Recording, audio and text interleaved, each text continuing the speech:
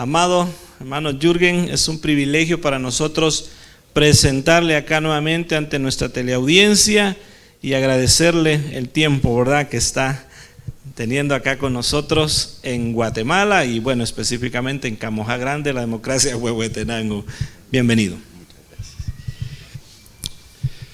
Un cordial saludo a todos los que nos acompañan en esta serie de estudios. Estamos llevando un curso que titula Un Evangelio Mejor de lo que imaginamos. La Biblia habla de las inescrutables riquezas de Cristo y esas riquezas están contenidas en el Evangelio. Estamos explorando algo de ellas en el Evangelio de Juan, así que vamos a ir nuevamente a ese cuarto Evangelio, capítulo 1, para continuar con estos estudios. En el año 2011 en Japón se llevó a cabo una carrera por las calles de Tokio y el corredor Natsuki Terada llevaba la delantera. Y ya faltando 200 metros para llegar a la meta final, de pronto Natsuki cometió un error y se giró a la derecha pensando que la ruta era por esa calle. Se había equivocado y en lugar de llegar en primer puesto llegó penúltimo. Fue un error que le costó la carrera. Bueno, es muy fácil cometer errores, ¿verdad? Todos cometemos errores y quiero ver un error cometido por los discípulos de Juan el Bautista, un gran error, y lamentablemente ellos no son los únicos que cometieron este error. De hecho se ha vuelto algo bastante común y vamos a ver este tema a partir del capítulo 1 de Juan y daremos lectura del verso 6. Hubo un hombre enviado de Dios, el cual se llamaba Juan.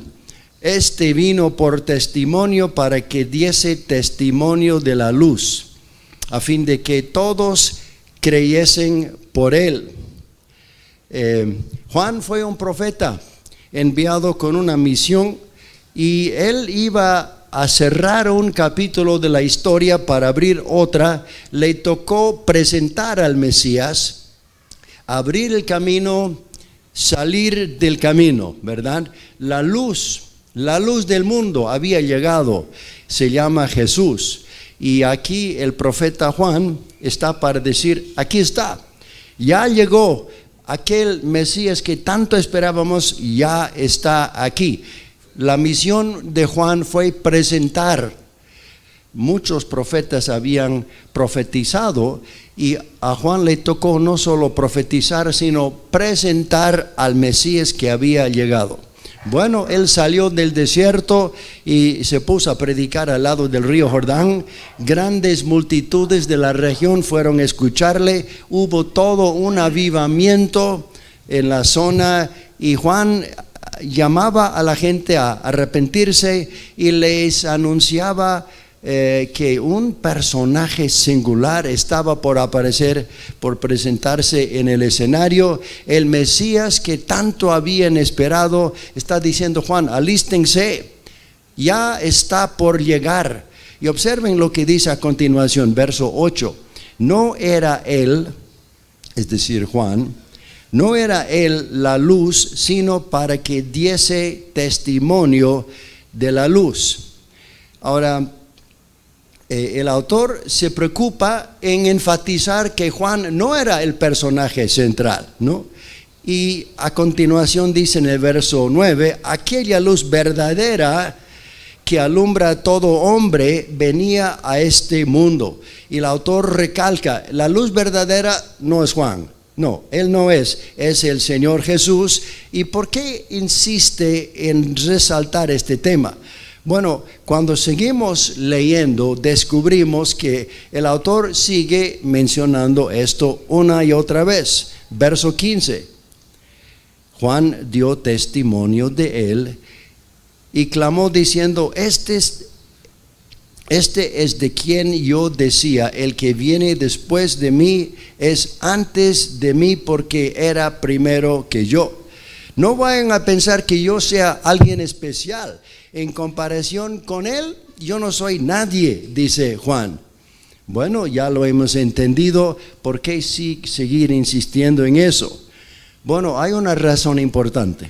Juan tenía que preparar el camino, señalar el camino y salir del camino. Y una vez que llegaba el Mesías, el profeta tenía que desaparecer, la gente tenía que dejar de seguir a Juan y seguir a Jesús. Pero ahí surgió el problema. Había los que creyeron que Juan era la persona que debían seguir y en lugar de seguir a Cristo se quedaron con Juan. El movimiento de Juan debía terminar, debía morir, pero no murió. Más bien continuó mucho tiempo. Muchos estaban convencidos que Juan era la persona a quien seguir. Ahora fíjense cómo el apóstol Juan pone énfasis en avisarnos que la luz verdadera no es Juan, es el Señor Jesucristo. Él dice, Juan dice, yo no soy la luz, verso 8. Él dice, yo no soy el Cristo, verso 20. Él dice, yo no soy Elías, verso 21. Él dice, yo no soy el profeta, verso 21. Yo no soy digno de quitar su calzado, verso 27.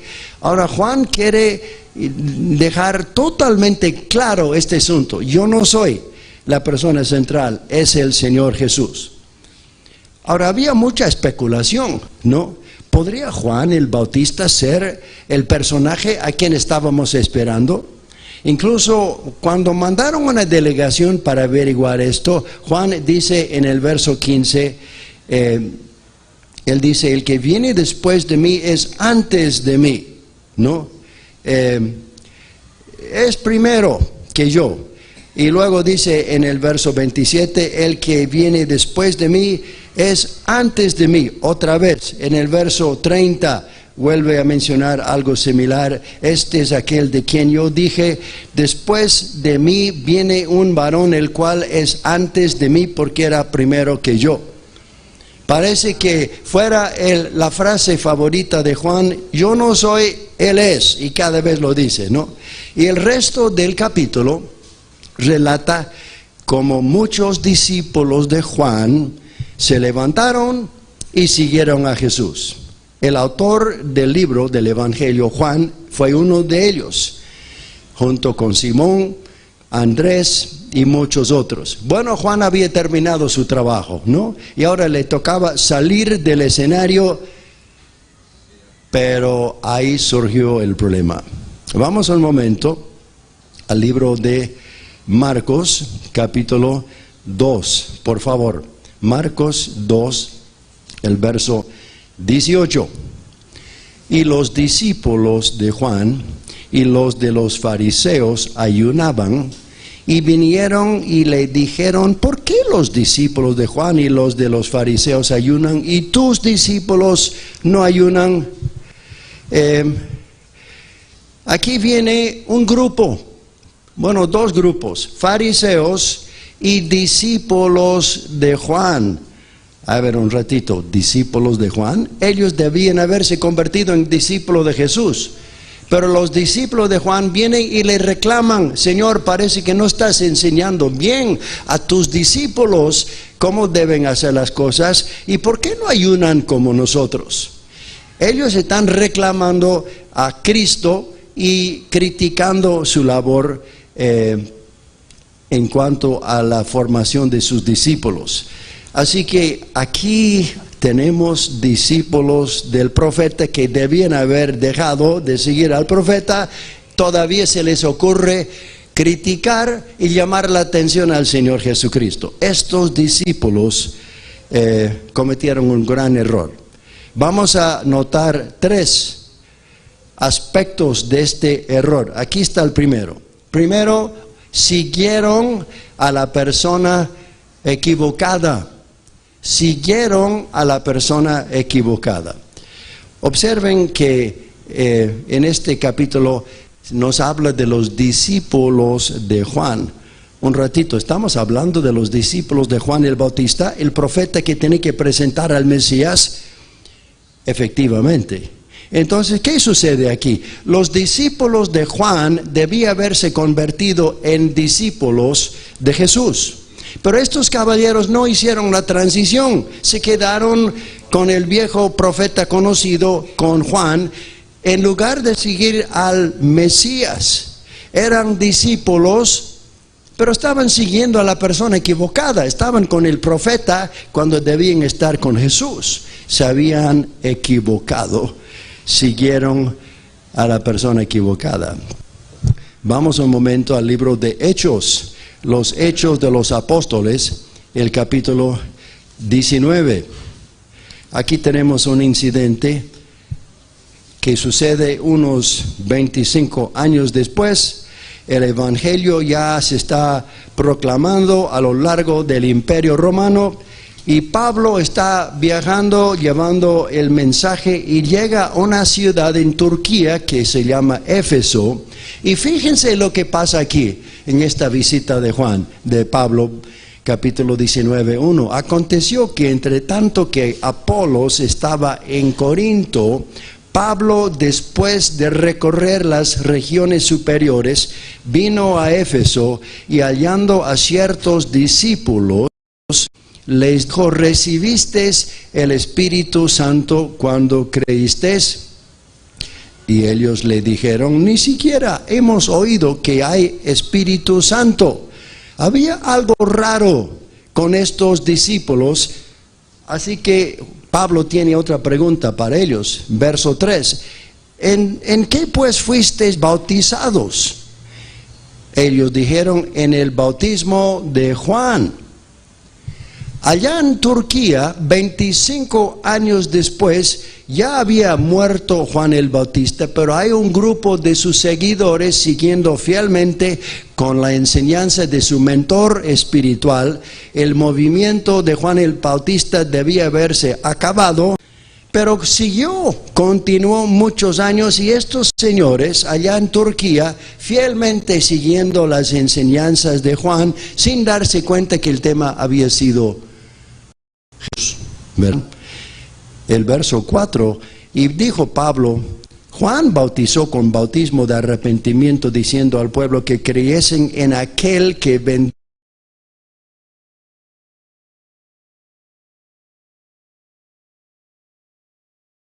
Verso 5, y cuando oyeron esto, fueron bautizados en el nombre del Señor Jesús. Y habiéndoles impuesto Pablo las manos, vino sobre ellos el Espíritu Santo, y hablaban en lenguas y profetizaban.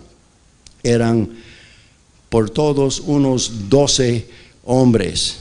Bueno, finalmente estos señores captan el asunto, llegan a entender que el tema central había sido Cristo, no Juan.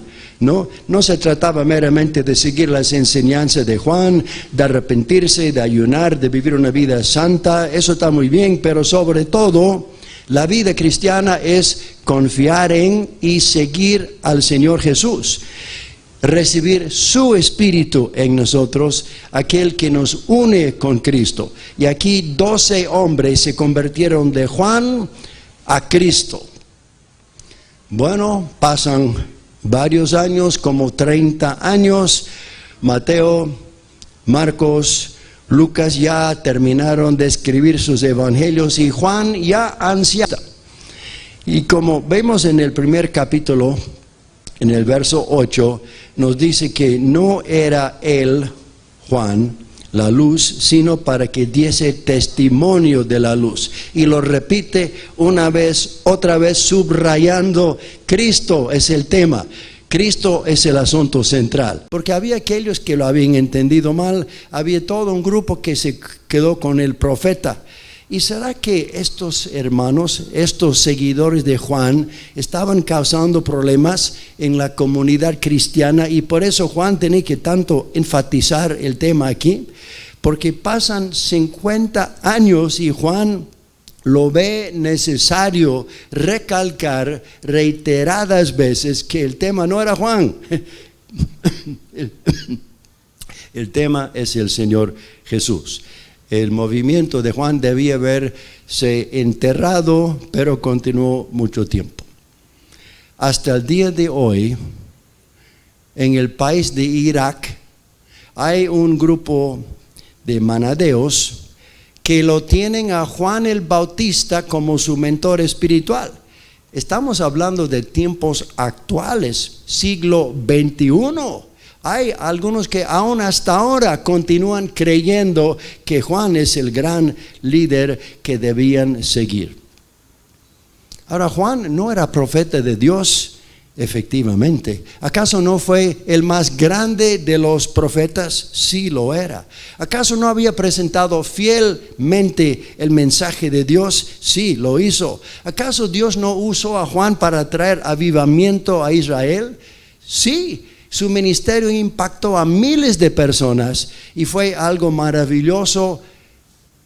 Pero aquí surge el problema.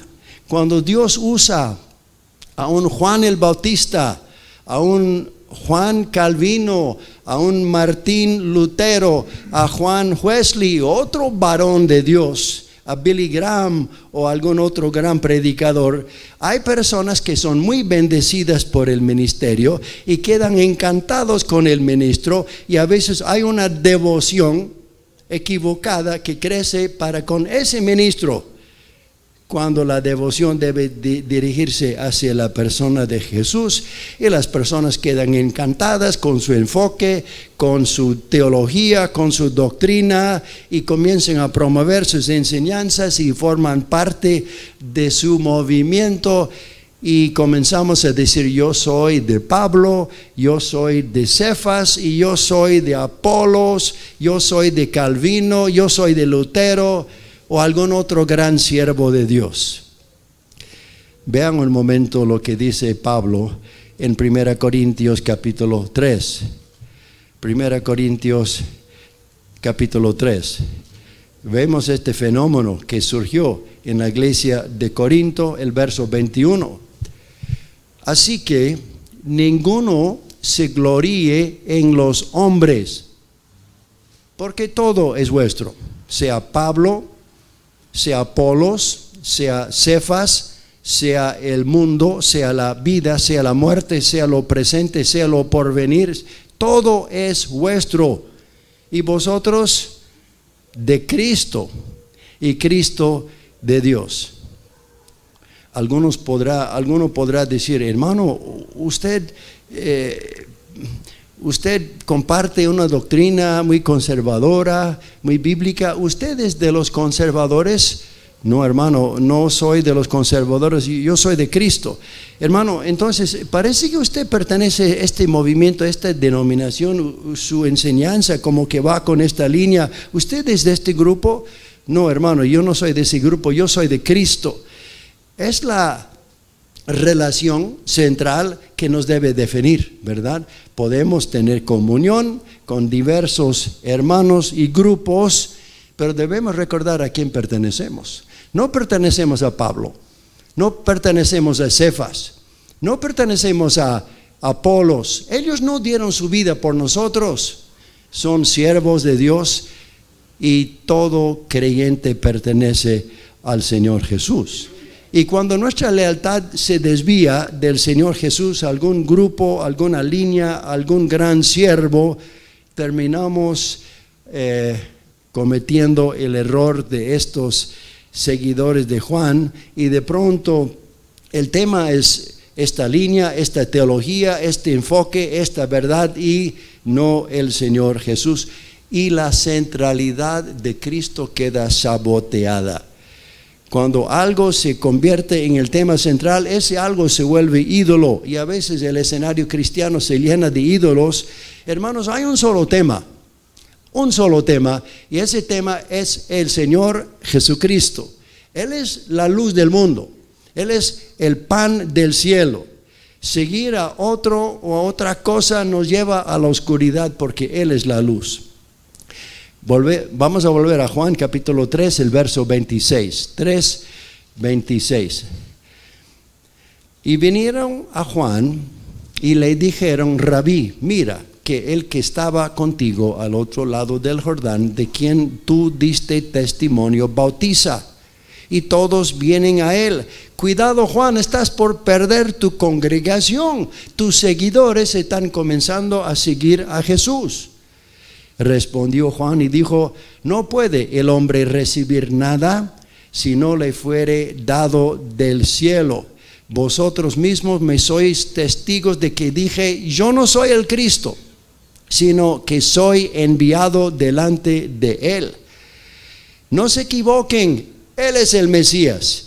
Yo solamente soy el que prepara el camino para él.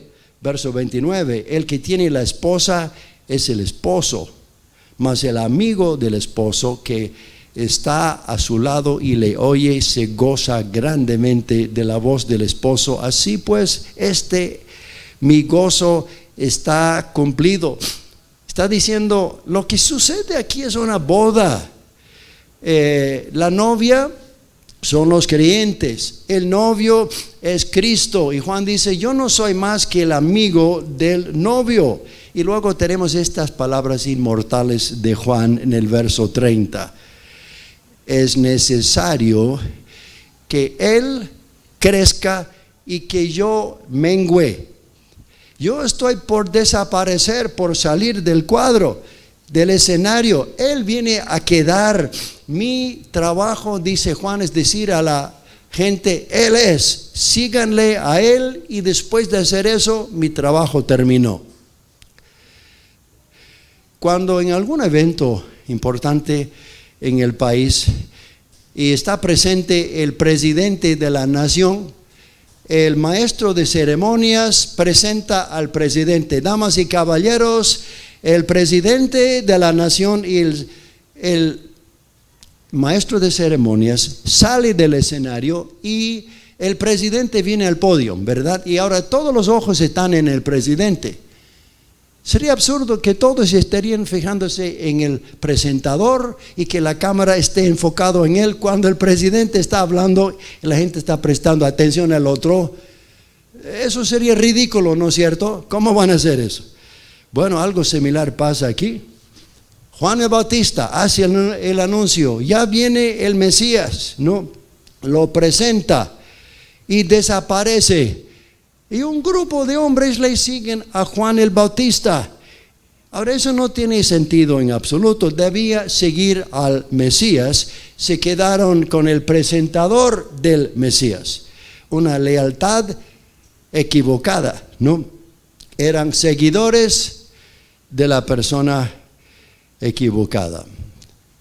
Y saben, hermanos, en la historia del cristianismo siempre ha habido un nuevo énfasis en la persona de Cristo.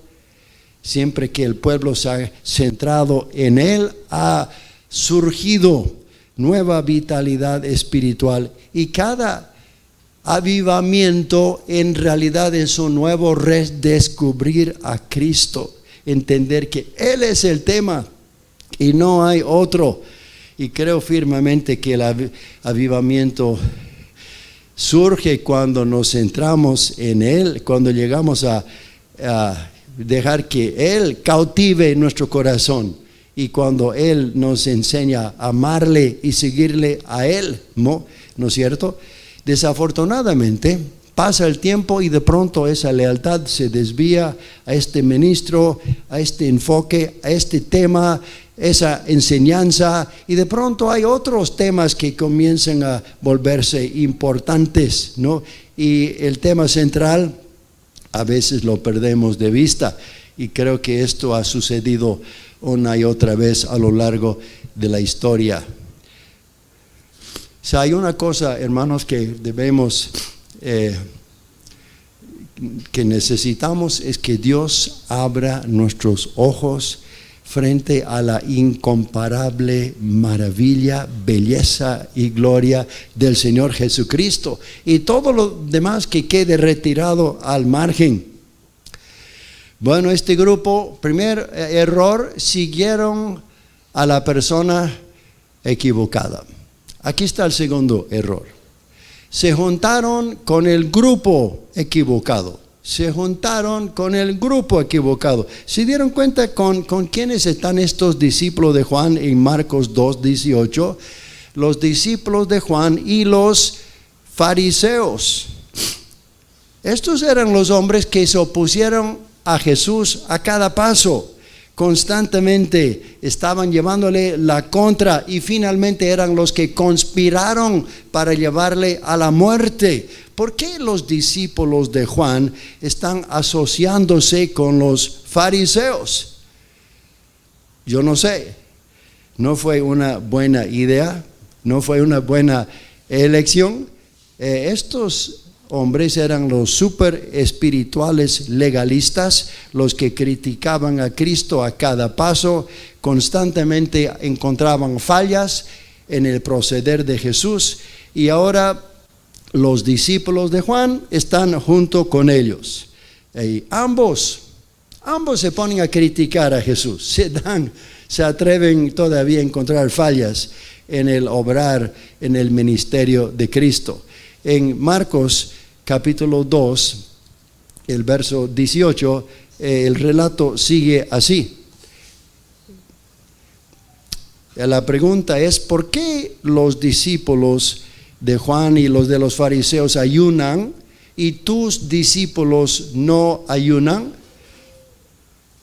Ahora, están formulando una pregunta. En realidad este ayuno de que están hablando fue instituido cuando estaban en el cautiverio, porque por el pecado el pueblo quedó llevado al exterior, y allá dijeron que nunca más nos pase esto, y vamos a ayunar hasta que Dios restaure el templo y toda la adoración del templo. Y el ayuno tenía miras a ese día cuando el Mesías vendría y el templo y la adoración quedaría restaurado conforme a la voluntad de Dios.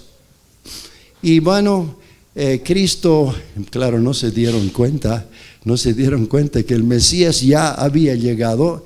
Estos señores cuidadosamente estaban practicando sus disciplinas espirituales. Están diciendo: Jesús, ¿por qué no estás haciendo eso?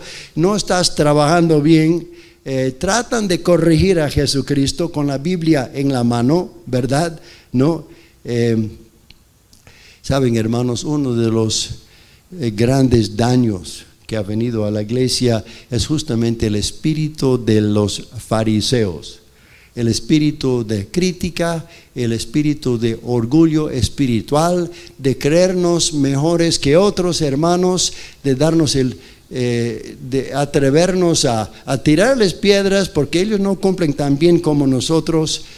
Hermanos, Dios resiste a los soberbios, da gracia a los humildes. Creo que todos tenemos motivo para golpear el pecho como el publicano en el templo y decir: Dios, ten misericordia de mí, pecador. Es por la misericordia de Dios que estamos de pie, que estamos sirviendo al Señor, y que estemos lejos de estar creyendo que estamos en un nivel más arriba que otros, ¿verdad? Cristo no vino para criticar, para condenar. Es muy fácil condenar, ¿no? Él vino a salvar. Él vino a salvar. Y los fariseos eran muy buenos para condenar, y no había lágrimas en los ojos, como que cuando tú puedes tirar piedras y criticar, como te hace sentir más arriba, ¿no? Si le puedes derribar al otro, ahora tú apareces más arriba, pero es muy lejos del espíritu de Cristo. Juan capítulo 5, el verso 39, dice así, escuchen: escudriñad las escrituras, porque a vosotros os parece que en ellas tenéis vida eterna, y ellas son las que dan testimonio de mí, y no queréis venir a mí para que tengáis vida. La Biblia, hermanos, tiene como finalidad conducirnos a Cristo. Algunos piensan que la Biblia nos da vida eterna. No, quien nos da vida eterna es el Señor Jesús, y la Biblia está para llevarnos a Cristo. Y si nos metemos a la Biblia y salimos con doctrinas y con verdades y con principios y con teología, pero no llegamos a conocer, amar y seguir a Cristo, es que perdimos el camino. Está hablando Cristo con unos fariseos. Les dice, ustedes piensan que las escrituras, en ellas van a tener vida eterna y no se han dado cuenta que hablan de mí. La Biblia tiene como propósito conducirnos a Cristo, convertirnos en seguidores de Él. 2 errores. Siguieron a la persona equivocada. 2, se juntaron con el grupo equivocado. Se asociaron con los fariseos. Y aquí está el tercer error. Se enfocaron en el tema equivocado. Ahora, fíjense, el tema que ellos estaban hablando era el ayuno. Señor, ¿por qué tus discípulos no ayunan como nosotros? Nosotros practicamos este ayuno y ustedes no, está mal. Y claro, en el tiempo cuando estaban en el cautiverio, en Babilonia, este ayuno fue establecido y ellos iban a seguir practicando el ayuno hasta que venga el Mesías y hasta que la adoración en el templo fuese restaurado. Así que los judíos ayunaban y esperaban ese día y vienen a Jesús, el Mesías, y dice, Señor, estás mal, te estás equivocando, ¿cuándo te vas a meter con el programa correcto? Y la respuesta de Jesús es bien significativo. Observen lo que dice en Marcos capítulo 2, el verso 19. Cristo responde a estos críticos con estas palabras. ¿Acaso pueden los que están de bodas ayunar mientras está con ellos el esposo? Entre tanto que tienen consigo al esposo, no pueden ayunar. Señores, la celebración mesiánica que ustedes están esperando ya comenzó. El tiempo de ayunar ya terminó. El Mesías está presente, ahora es tiempo de celebrar. Y Cristo lo describe como una boda. Una boda. Y eso es interesante. Cristo no vino para mejorar las costumbres religiosas, vino para proponer matrimonio. El amante celestial vino para conquistar nuestro corazón y se declaró no de rodillas, sino desde una cruz, declarando su amor por nosotros. Y fue ahí que pagó el precio máximo para que fuésemos de Él, para que seamos la novia de Cristo. Y la Biblia en realidad tiene que ver con un gran romance celestial. Ahora fíjense en esto. El Hijo de Dios vino al mundo y hasta aquí está haciendo cosas maravillosas, sanando a los enfermos, abriendo los ojos de ciegos, restaurando a leprosos, alimentando a multitudes. Fantástico, qué tremendo. El mundo nunca ha visto algo así, ¿no? Había gozo y esperanza y transformación y sanidad por donde iba el Señor Jesús. Fue increíble.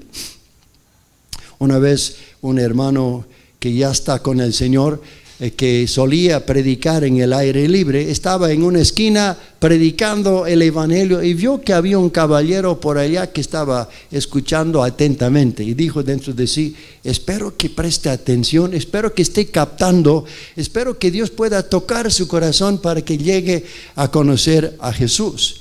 Y luego que terminó la predica, el hombre se le acercó con una pregunta y él dijo para sí: ojalá me pregunte ¿qué debo hacer para ser salvo? ¿O cómo puedo tener vida eterna? Y el hombre vino a decir: ¿usted me puede decir cuál es el nombre del papá de José en la Biblia? Y bueno, le dio ganas de decir: ¿por qué no me pregunta algo importante? ¿Por qué no pregunte de la salvación? ¿Por qué no pregunte cómo puede conocer a Dios y tener paz con Él? ¿Por qué me viene con preguntas tontas? Lamentablemente Este grupo también estaba con una pregunta tonta. Tenían delante de sus ojos el amor de Dios encarnado, trayendo vida, perdón, sanidad y gozo. Y vienen con una pregunta que no tiene nada que ver, no tiene nada que ver con lo que Cristo estaba haciendo. Nosotros, los fieles seguidores de Juan, estamos ayunando. ¿Por qué ustedes no ayunan? Nosotros consideramos que es bíblico, es escritural y todo buen judío debe practicar esto, y nos preocupa que tus discípulos no practiquen esto. Señores, ¿por qué no preguntan algo importante? ¿Por qué no preguntan del amor de Dios? ¿Por qué no preguntan de la vida eterna? ¿Por qué me vienen a hablar de temas que no tienen ninguna importancia? ¿Por qué me vienen a hablar de protocolo religioso? Y Cristo vuelca la conversación para decir: yo no he venido para que la gente se ponga más religiosa. Yo he venido para proponer matrimonio. Este es un romance. Yo estoy llamando a la gente a una relación de amor con Dios. ¿Cuándo van a entender eso? ¿Cuándo se van a dar cuenta? ¿Se acuerdan cuando Jesús subió al monte de transfiguración con Juan, Pedro y Jacobo? Y estaban sentados ahí disfrutando el paisaje, y de pronto se dan cuenta y wow, ¿qué está pasando? Y ahí Jesús se puso brillante. Había una luz como la luz del sol que emanaba de su cuerpo. Y cuando se fijan, ahí está Moisés y ahí está Elías, dos personajes del pasado, de pronto aparecen ahí. Y Pedro siempre se lanza a hablar, ¿no es cierto? Y Pedro dice: Señor, no tenemos ningún apuro de volvernos a casa. ¿Por qué no construimos 3 chozas? Una para ti, otra para Moisés, otra para Elías, y acampamos aquí, nos podemos quedar un buen tiempo y disfrutar este retiro espiritual. Y de pronto bajó una nube, vino una voz del cielo que dijo: este es mi hijo amado, a él oíd. Y desapareció Moisés, desapareció Elías, y solo vieron a Jesús. Alguien dijo que fue uno de los momentos más esclarecedores de la historia. Aquí el tema no es Moisés, aquí el tema no es Elías, aquí el tema es Cristo. Olvídense, todos ellos quedan retirados al margen. Hay un solo tema, y ese tema es el Señor Jesucristo. Todo lo demás se vuelve secundario, ¿no? Y frente a la gloria de Cristo, lo demás tiene que retroceder y desvanecer. Ahora, Dios no habla en voz audible a menudo desde el cielo, pero cuando lo hace hay que prestar mucha atención. Este es mi amado hijo, a él oíd. Olvídense de los demás. El tema es el Señor Jesucristo. Durante la historia, una y otra vez, Dios ha traído renovación a su pueblo. Nuevas verdades fueron restauradas a la iglesia, tal vez una recobranza de enseñanzas bíblicas, pero lamentablemente con el tiempo a veces damos más importancia a estas verdades, este enfoque, esta línea, esta doctrina, esta forma de pensar, que al Señor Jesucristo. Y creo que ha sucedido con bastante frecuencia. Si somos calvinistas, la tentación es dar importancia a las doctrinas de la gracia. Si somos pentecostales, es el mover del Espíritu. Si somos nazarenos, es el tema de la santidad. Si somos luteranos, la justificación por la fe. Si somos fundamentalistas, bueno, las doctrinas fundamentales. Si somos metodistas, acción social, etcétera. Cada grupo tiene su énfasis, ¿verdad? Y está muy bien, pero en ningún momento debe ocupar el lugar central. Ahora, hay 2 corrientes en la iglesia de Cristo, y tal vez los 2 hombres en el monte representan eso. Moisés, el que trajo la ley y que recibió la ley de Dios en el cerro, tal vez nos habla de la ley de Dios. Y Elías, aquel que vio bajar el fuego en el monte Carmelo, nos habla del Espíritu de Dios. Hay los que enfatizan la Biblia, hay los que enfatizan el Espíritu, ¿no? Tenemos los seguidores de Moisés y tenemos los seguidores de Elías, ¿no? Los que están muy metidos con la Biblia, con la doctrina, con la sana doctrina, y los que están muy metidos con el Espíritu y que la gloria descienda y que el Espíritu mueva. Y hay estos, podemos decir, dos corrientes en el ámbito cristiano. Y tal vez la iglesia necesita escuchar otra vez el mensaje del monte. El tema no es Moisés, el tema no es Elías, el tema es el Señor Jesucristo. La palabra de Dios, la palabra tiene como fin conducirnos a Cristo. Y el Espíritu Santo, el Espíritu tiene un solo tema. Él viene para hablarnos de Cristo. En realidad ambos, tanto la palabra como el Espíritu, el enfoque central de cada uno y finalmente es el Señor Jesús. Haremos 3 chozas en el monte. Claro, Cristo es importante, pero también hay estos otros temas también, y nos ponemos a construir chozas y promovemos una línea, una verdad, un cierto punto de vista, y nos convertimos en fabricantes de chozas, y de pronto el monte se llena de tantas chozas que ya perdemos de vista al Señor Jesucristo. A veces terminamos centrándonos en el tema equivocado. A veces el tema es hablar en lenguas o eventos futuros o el estilo de alabanza o el conocimiento de la Biblia o el formato teológico. Y es fácil caer en el error de los discípulos de Juan. Señor, nos gustaría saber por qué tus discípulos no ayunan, no adoran, no predican, no hacen como nosotros. Y a veces estamos cayendo en el mismo error. Una vez había un misionero que fue a Nueva Guinea a llevar el evangelio y evangelizó una tribu en el monte. Y bueno, había los que se convirtieron al evangelio, se formó una iglesia y fue creciendo la obra del Señor. Pero el misionero vio de que había algunas costumbres. Una de ellas era de masticar una cierta nuez, y tal vez tenía alguna, alguna droga y el misionero pensaba que no era una buena costumbre que esta gente tenía, y él oró sobre el santo: Señor, ¿qué hago con esto? ¿Les dejo que sigan o digo algo sobre esto? Y él sintió que Dios le dijo: mira, no toques el tema, déjalo. Bueno, el hermano siguió predicando el evangelio, la gente siguió convirtiéndose y siguió masticando nueces, ¿no? Sería como tal vez en nuestro contexto como fumar tabaco, ¿no? Para ellos eran nueces. Bueno, el misionero tuvo que irse y vino otro a tomar su lugar. Continuó con la obra, pero vio la costumbre de las nueces. Dijo: está mal, ¿cómo van a masticar estas nueces? Así que puso la ley: prohibido masticar nueces. Y destruyó la obra. Destruyó la obra porque de pronto el tema era nueces, y los que no masticaban criticaban a los que masticaban, y convertirse significaba ya no masticar nueces, y de pronto nueces llegó a adquirir más importancia que Cristo, ¿no?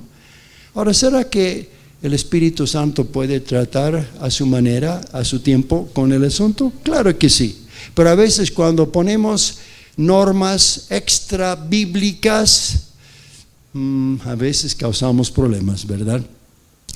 Yo recuerdo a un misionero que me contó de un avivamiento en Etiopía, y en ese avivamiento, mucha gente se convertía, Dios estaba obrando, Y había nuevas expresiones de alabanza con música nativa que a los misioneros no les parecía muy buena música para alabar a Dios. Y decían, ¿qué hacemos con esto? Oraron, sintieron que Dios le dijo, no se metan con este tema. Bueno, seguían con el avivamiento predicando y Dios siguió obrando. Y con el tiempo de por sí esa música rara fue perdiéndose y el Señor se encargó de tratar con el tema. Si ellos hubieran impuesto una norma prohibido usar esa música, capaz que hubiera sido un freno y de pronto el tema importante iba a ser la música, quiénes están a favor, quiénes están en contra y la controversia, la polémica, el conflicto. Seguramente el enemigo hubiera usado para destruir lo que Dios estaba haciendo y con mucha sabiduría dejaron que Dios se encargue y como que lo hizo, ¿verdad? Y Dios resolvió el tema. Hermanos, hay un tema. Ese tema es el Señor Jesús y nuestra necesidad es poner lo demás a un lado y centrarnos en la persona de Cristo. Claro, ya no nos encontramos con personas como los seguidores de Juan, pero nos encontramos con todo tipo de tema que tiene la capacidad de desviarnos, de enfocarnos en Cristo. A mí me gusta este tipo de iglesia, a mí me agrada ese tipo de enfoque. Yo sigo este formato, yo soy parte de este movimiento. Yo soy de Pablo, yo soy de Cefas, yo soy de Apolos. Ay, hermanos, cuán fácilmente terminamos desviando la mira en lugar de estar con los ojos puestos en Jesús, el autor y consumador de la fe. Los ojos nuestros deben estar puestos en Él. Quiero terminar con 4 pasajes bíblicos, brevemente los voy a leer, que nos hablan y refuerzan lo que hemos estado hablando en esta oportunidad. Primero, Filipenses capítulo 3, tenemos un ex fariseo que era antes orgulloso de su trayectoria, de su doctrina, de sus logros, y dice en Filipenses 3:9 esto: ciertamente aún estimo todas las cosas como pérdida por la excelencia del conocimiento de Cristo mi Señor, por amor del cual he perdido todo, lo tengo por basura por ganar a Cristo. Nada pudo comparar, lo demás se volvió basura. El tesoro más grande para Pablo fue Cristo. Y luego 1 Corintios 2:2, porque me propuse no saber entre vosotros cosa alguna, sino Jesucristo, a Él crucificado. Pablo tenía un solo tema, yo predico a Cristo. Hermanos, Él es el Salvador, Él es la luz del mundo, Él es el pan del cielo, Él es el camino, la verdad y la vida. En Él está todo. Y tenemos que estar seguros que estamos anunciando a Él. Y no solamente, saben, hermanos, me temo que muchos sermones tienen que ver con cómo debe portarse el buen cristiano. Hay lugar para hablar de eso, pero no es el tema central. El tema central es Cristo. El tema central es Cristo. Él es quien cambia vidas. Él es quien restaura, levanta y nos llena de su espíritu para poder servirle. 1 Corintios 11:3, pero temo que como la serpiente con su astucia engañó a Eva, vuestros sentidos sean de alguna manera extraviados de la sincera fidelidad a Cristo. Me temo como lo que pasó en el huerto de Edén le va a pasar a ustedes. El enemigo quiere desviarles ¿de qué? De la sincera fidelidad a Cristo. Mucho cuidado. Y este último verso, cuando algunos le abandonaron a Cristo, Él dijo a los suyos, ustedes también se van a ir. Y las palabras inmortales de Pedro, Señor, ¿a dónde iremos? ¿A dónde iremos? Solo tú tienes palabra palabras de vida eterna. Pedro había entendido muy bien. Lo demás es un desierto. No hay nada. Es Cristo quien tiene palabras de vida eterna. Hermanos, aquí vemos a hombres que cometieron un error, siguieron a la persona equivocada, se unieron con el grupo equivocado y siguieron el tema equivocado, ¿no?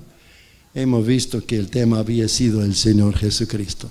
Que Él sea quien cautive nuestro corazón, que vivamos y corramos la carrera cristiana con los ojos puestos en Él, porque es Él el merecedor de nuestro amor, de nuestra devoción, y que podamos vivir vidas centradas en Él. Muchas gracias, que Dios bendiga su palabra, hermanos. Amén.